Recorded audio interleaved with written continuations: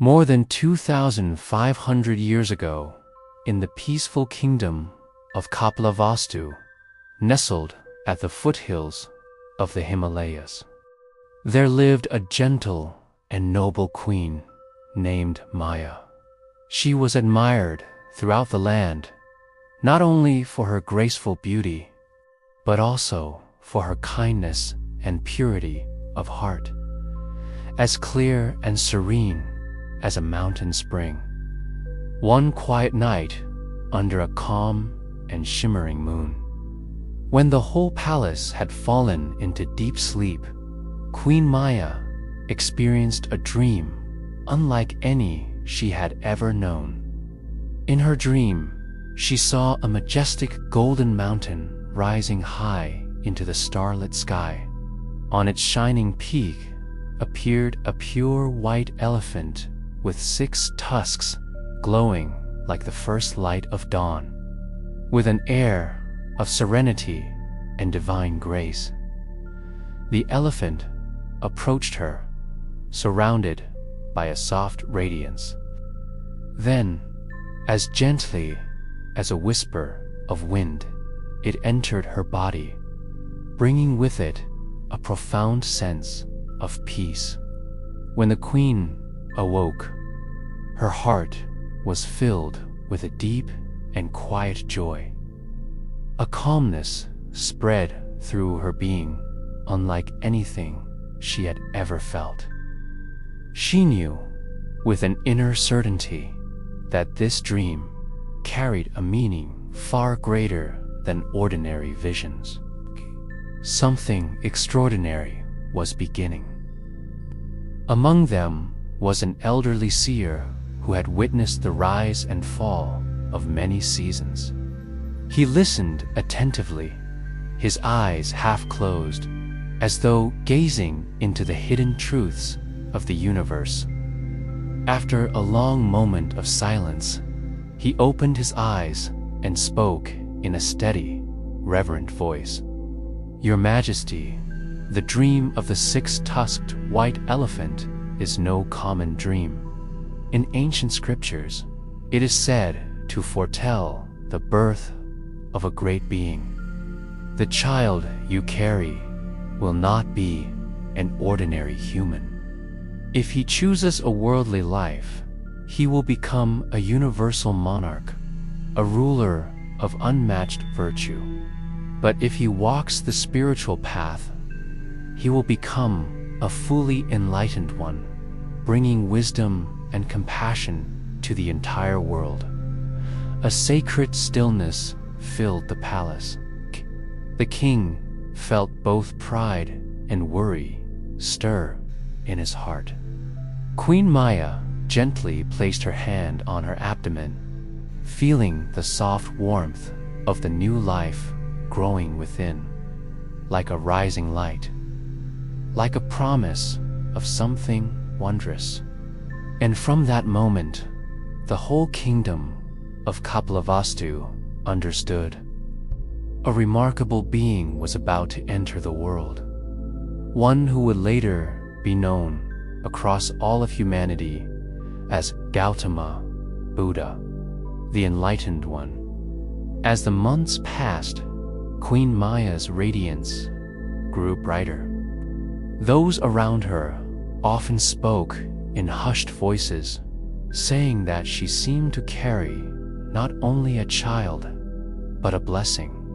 Her steps were lighter, her smile gentler, and wherever she walked, it felt as though the air itself grew softer. When the time of her delivery approached, as was the custom of her people, Queen Maya set out for her parents' home. Along the journey, her entourage paused at a beautiful garden known as Lumbini, a place filled with towering sal trees, blooming flowers, and the songs of spring birds. The air that morning was fresh and cool, and the sun shone softly through the leaves. Feeling a sudden ease in her body, the queen reached out to hold a branch of a sal tree. In that peaceful moment, surrounded by nature's gentle presence, she gave birth to a baby boy. But his birth was unlike any other. As the child was born, it is said that fragrant blossoms fell from the sky, and the earth trembled ever so slightly, not in fear, but as if acknowledging the arrival of a remarkable being. The newborn did not cry. Instead, he opened his eyes wide, calm, and bright, looking upon the world with a serenity that astonished everyone present. Legend tells that he took 7 small steps, and at each step, a lotus flower bloomed beneath his feet. Then, in a voice clear and gentle, he declared, "This is my last birth.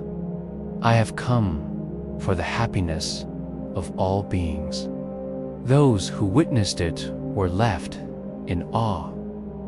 Even the birds in the trees seemed to quiet themselves, as though listening to a sacred moment they would remember forever. Queen Maya held her child close, her heart filled with deep love and wonder. The king soon received the news and hurried to Lumbini with great anticipation. When he saw the child, peaceful, radiant, and strangely wise, his heart trembled with emotion. The prince was named Siddhartha, meaning the one who will accomplish a great purpose.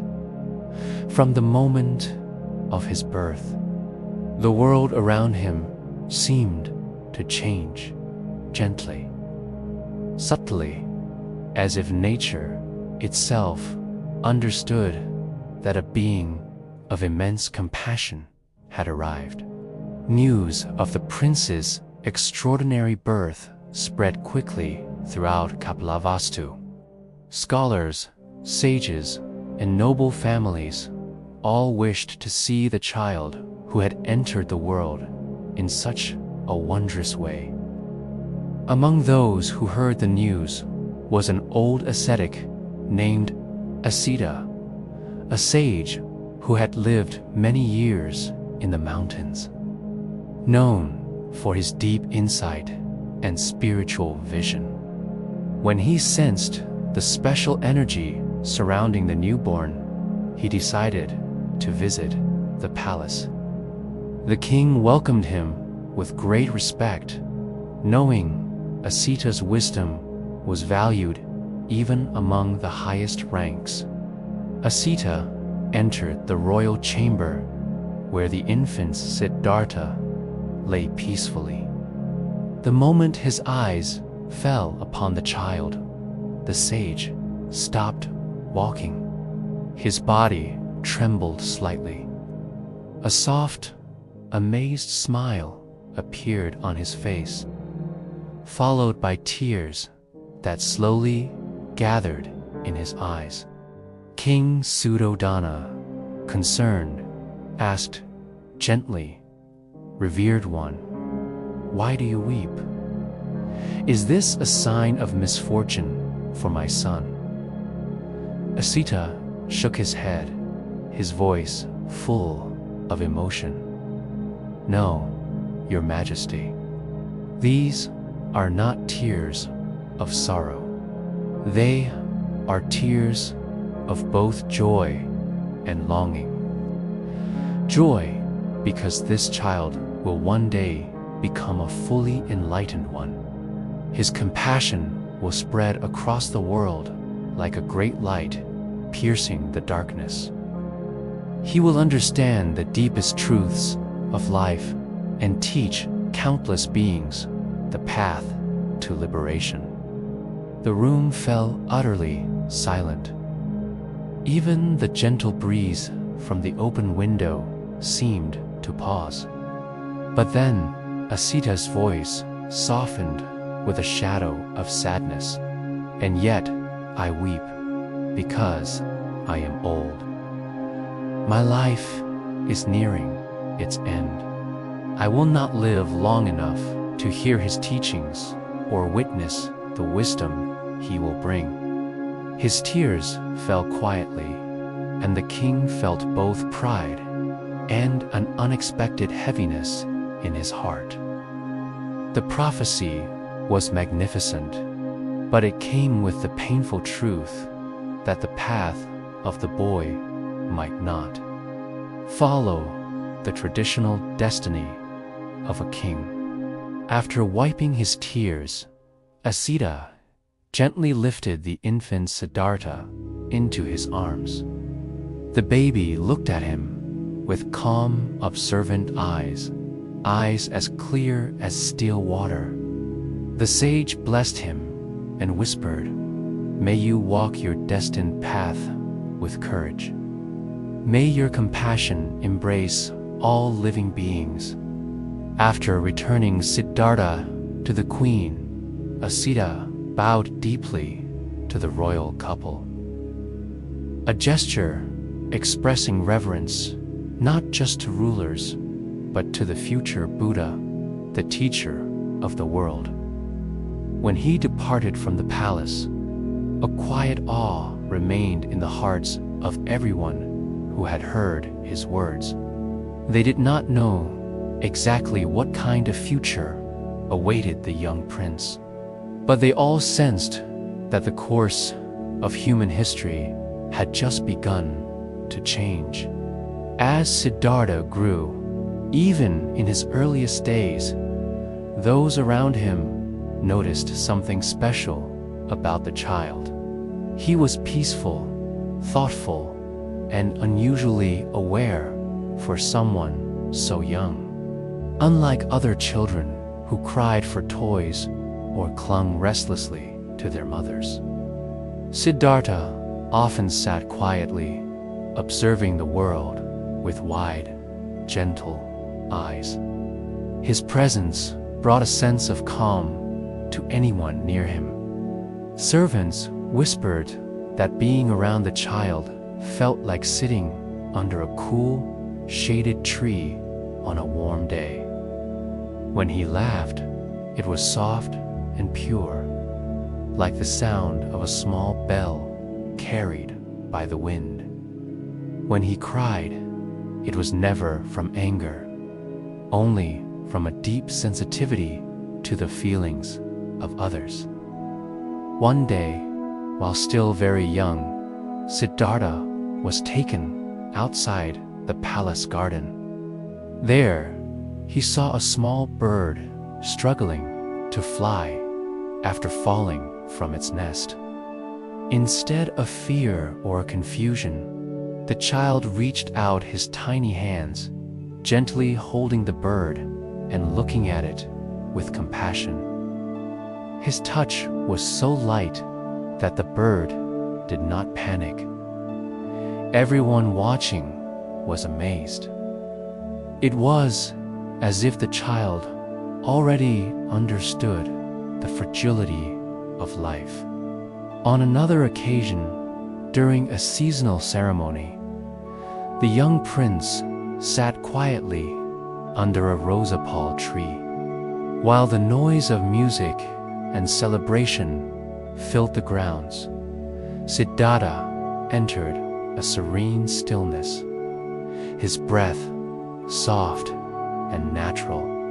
Observers later told the king that the boy, though only a toddler, seemed to slip into a state of deep meditation.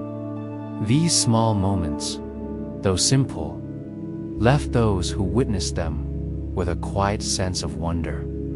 They knew the child was unlike others, guided by an inner light. The king, though proud, also felt a growing unease. He remembered Asita's prophecy and feared that Siddhartha's gentle heart and deep curiosity would one day lead him away from the palace walls.